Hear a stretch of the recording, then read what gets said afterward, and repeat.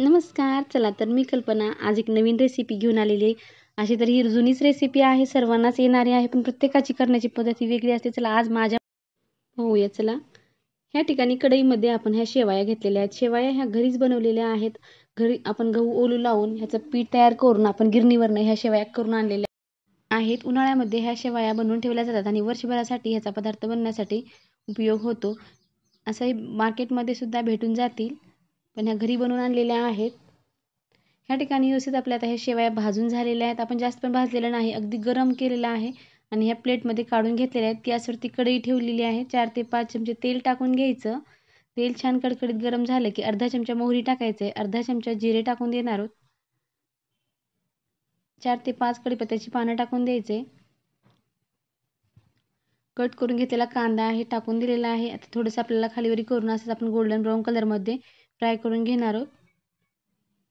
या ठिकाणी छोट्या वाटीने थोडेसे आपण शेंगदाणे घेतलेले ते टाकून द्यायचे. थोडीशी मसूर डाळ घेतलेली ती टाकून द्यायचे.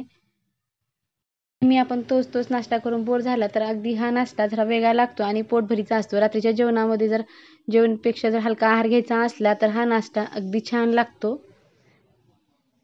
अगदी घाई गडबडीमध्ये आपण हा नाश्ता बनवू शकतो. पटकन बनवून तयार होतो. शिजण्यासाठी पण वेळ लागत नाही. अगदी 5 मिनिटामध्ये हा नाश्ता बनवून तयार होतो.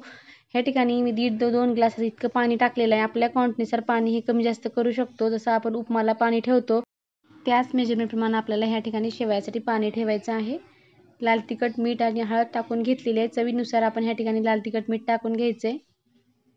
छान आता आपल्याला ह्या ठिकाणी उकळी येऊ द्यायचे. उकळी आल्यानंतर आपण ह्या ठिकाणी जे शेवया भाजून घेतल्या ते टाकून द्यायचे. थोडासा मी ह्या ठिकाणी गरम मसाला टाकलेला आहे. तुम्ही नाही टाकला तरी चालतो, पण टाकल्यानंतर पण टेस्ट खूप छान येते. अगदी कमी मसाल्यामध्ये हा नाश्ता बनवून तयार होतो आणि अतिशय चविष्ट होतो. ह्या ठिकाणी आता शेवया टाकून दिलेल्या आहे. शेवया टाकल्यानंतर आपल्याला गॅस मीडियम करायचे. गॅस मीडियम आपण एक 5 मिनिटाकरता ह्यावरती झाकण ठेवून देणार आहोत. जास्त वेळ लागत नाही, खूप लवकर ह्या शेवया शिजून तयार होतात. पाहू शकता अगदी पाणी छान आटलेलं आहे. थोडंसंच पाणी राहिलेलं आहे. आता पूर्ण शेवया छान व्यवस्थित शिजलेल्या आहेत. पाणी पूर्ण आटून गेलेलं आहे. आता ह्या ठिकाणी आपल्याला गॅस बंद करायचा. ह्यावरतून आता आपण कट करून घेतलेली कोथिंबीर टाकून दिलेली आहे. कोथिंबीर कच्ची खूप छान लागते. आपण तेलात टाकलेली नाही, वरतून टाकलेली आहे. टेस्ट खूप छान येते. नेहमी आपण तांदळाची खिचडी खाऊन बोर झाला असाल तर आज आपण हे शेवयाची खिचडी बनवलेली आहे. अगदी चविष्ट, भन्नाट चवीची, अगदी पोटभरची, सर्वांनाच आवडणारी ही खिचडी आहे. तुम्हाला ही खिचडी कशी वाटली नक्की कमेंट करून सांगा. नेहमी आपण दाल खिचडी, तांदळाच्या खिचड्या, वेगवेगळ्या प्रकारच्या बिर्याण्या बनवून खातो, पण आज आपण शेवयाची खिचडी बनवलेली आहे. अगदी कमी वेळामध्ये पोटभरीचा नाश्ता आहे. तुम्ही सकाळच्या नाश्त्यामध्ये पण घेऊ शकता किंवा संध्याकाळच्या नाश्त्यामध्ये पण घेऊ शकता.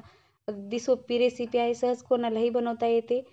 ह्या शेवयापासून आपण गोड पदार्थ सुद्धा बनवू शकतो. अगदी छान गोड खीर बनवता येते. अतिशय सोपी आहे. तुम्हाला जर खीर कसं बनवायचं हे पाहायचं असेल तर नक्की कमेंटमध्ये सांगा. दाखवण्याचा नक्की प्रयत्न केला जाईल.